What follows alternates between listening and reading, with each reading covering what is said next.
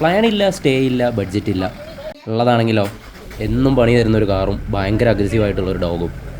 അങ്ങനെ ഞങ്ങളുടെ all India യാത്ര ഇവിടെ തുടങ്ങുകയാണ്. കിട്ടിയ വളരെ ചുരുങ്ങിയ സമയം കൊണ്ട് ശ്രദ്ധിക്കേണ്ട കാര്യങ്ങളുടെ ഒരു ലിസ്റ്റ് ഞാൻ ഉണ്ടാക്കി. പക്ഷേ ലിസ്റ്റ് മാത്രമേ ആയിട്ടുള്ളൂ, അതിലുള്ള കാര്യങ്ങളൊന്നും നോക്കാൻ ടൈം കിട്ടിയിട്ടില്ല. എൻ്റെ ഏറ്റവും വലിയ പേടിയെന്ന് വെച്ചാൽ കാറാണ്. അതും കൊണ്ട് എവിടെയൊക്കെ പോയപ്പോഴും പണി കിട്ടിയ ചരിത്രമേ ഉള്ളൂ. പിന്നെ ജൂഡി, അവളാണെങ്കിൽ ഒടുക്കത്തെ അഗ്രസീവാണ്, ഭയങ്കര കടി കൊര വയലൻസ്. ഇനി ബഡ്ജറ്റിനെ പറ്റി പറയുകയാണെങ്കിലോ കിട്ടണ പൈസ EMI അടയ്ക്കാൻ തന്നെ തികയുന്നില്ല. ഇതെല്ലാം വെച്ചുകൊണ്ട് ഒരു ട്രിപ്പ് നടക്കുമോയെന്ന് അറിയില്ല. എന്തൊക്കെയാണെങ്കിലും ഞങ്ങളിന്ന് ഇറങ്ങുകയാണ്. ഇതൊക്കെ ശ്രദ്ധിക്കേണ്ടതെന്നായിരിക്കും. എല്ലാം ശരിയാക്കാൻ ഞാൻ കുറേ കഷ്ടപ്പെട്ടു, പക്ഷെ ഒന്നും നടന്നില്ല.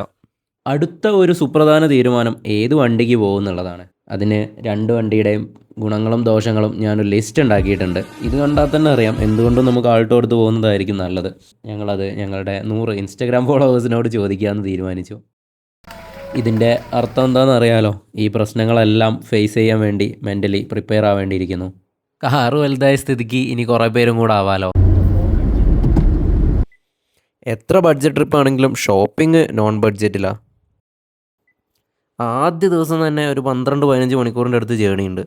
ജൂഡിക്ക് സീനാവാൻ നല്ല സാധ്യത ഉണ്ട്. ജൂഡി അപ്പി ഇടൂല, പിന്നെ ഇറങ്ങി നടക്കുന്നുണ്ട്. കണ്ടോളി, ഇതാ ഇങ്ങനെ അവള് വെള്ളം കുടിക്കാം. ഇതാട്ടോ പേഷ്യൻ്റ്, നാളെ ഇഞ്ചക്ഷൻ എടുക്കാനുള്ള ആളാണ്. ഒരു ലോങ് ട്രിപ്പിന് ഇത്രയും ഉണ്ടാവും പാക്ക് ചെയ്യാൻ. നമ്മുടെ ആദ്യത്തെ മെയിൻ ഡെസ്റ്റിനേഷൻ ഗോവയാണ്. അങ്ങോട്ടൊരു 12-15 മണിക്കൂർ ഡ്രൈവ് ഉണ്ടാവും. ഒറ്റ സ്ട്രെച്ചിൽ പോലെ ഭയങ്കര ബുദ്ധിമുട്ടായിരിക്കും. അതുകൊണ്ടാണ് വഴിയിലുള്ള കുറേ ഹോം സ്റ്റേസിന് മെസ്സേജ് അയച്ചത്. പക്ഷേ അഗ്രസീവ് ഡോഗ് ഉണ്ട് എന്ന് പറഞ്ഞിട്ട് എല്ലാവരും റിജക്റ്റ് ചെയ്തു. 1-2 പേര് മെസ്സേജിന് റിപ്ലൈ പോലും ചെയ്തിട്ടില്ല.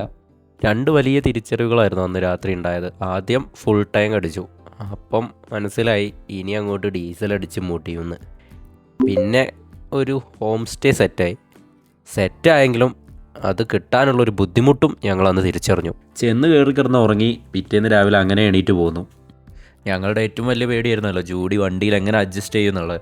ഞങ്ങളെയൊക്കെ അത്ഭുതപ്പെടുത്തിക്കൊണ്ട് തന്നെ അവൾ വണ്ടിയിൽ കയറി AC-യും പാട്ടും ഇട്ട് കഴിഞ്ഞാൽ സ്പോട്ടിൽ കിടന്നുറങ്ങും. ഒരു ബുദ്ധിമുട്ടുമില്ല. എത്ര ഉറക്ക പാട്ടിട്ടാലും എന്തൊക്കെ നടന്നാലും അവളൊന്നും അറിയില്ല. വണ്ടി നിർത്തിയോ AC ഓഫാക്കിയോ സ്പോട്ടിൽ അവൾ എണീക്കും. ഫുഡ് കഴിക്കൽ ഇതുപോലെ വേറൊരു മെയിൻ ടാസ്ക് ആയിരുന്നു. കാരണം ഹോട്ടലിലേക്ക് അവളെ കൊണ്ടുപോകാൻ പറ്റില്ലല്ലോ. അവൾ വണ്ടിയിൽ ഒറ്റയ്ക്ക് ഇരിക്കുകയില്ല. ആൾക്കാരൊക്കെ എവിടെയെങ്കിലും നിർത്തി കഴിഞ്ഞാൽ ആൾക്കാരൊക്കെ ഇവളെ നോക്കിയിരിക്കും. അത് കാണുമ്പോൾ ഇവൾക്ക് കൂടുതൽ പ്രൊവോക്കാവും.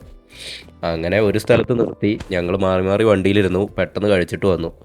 അങ്ങനെ അവിടെ നിന്ന് പോന്നു. അതിനുശേഷം പിന്നെ ആളുള്ള സ്ഥലങ്ങളിൽ ഒന്നിനും നിർത്തിയിട്ടില്ല. പിന്നെ ഒരു ഇളന്നി കഴിക്കാനാണ് നിർത്തിയത്.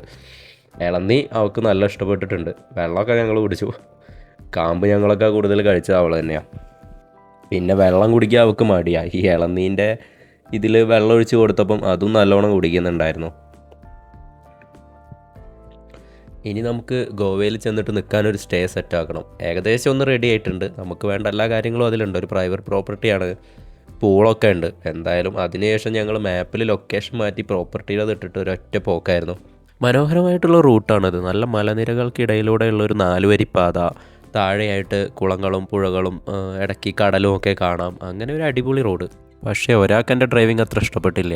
എന്താടി ഇതാ ഇപ്പോൾ പെട്ടെന്ന് വളർച്ചേനെ അവളിങ്ങനെ നോക്കണേ. എനിക്ക് മര്യാദയ്ക്ക് വണ്ടി ഓടിച്ചു വിടണമെന്നുള്ള ഭാവത്തിൽ. എന്താടി നീ വന്ന് ഓടിക്കടി. രാവിലെ തൊട്ട് ഇത്രയും വണ്ടിയിലിരിക്കുമ്പോൾ മടുപ്പ് വരില്ലേ എന്ന് നിങ്ങൾക്ക് തോന്നും. പക്ഷേ അത്രയും തോനെ അവിടെ കാണാനുണ്ടായിരുന്നു. തുരങ്കവും കടലും തുടങ്ങി സൺസെറ്റ് വരെ ഞങ്ങൾ അന്ന് വണ്ടിയിലിരുന്നിട്ടാണ് കണ്ടത്.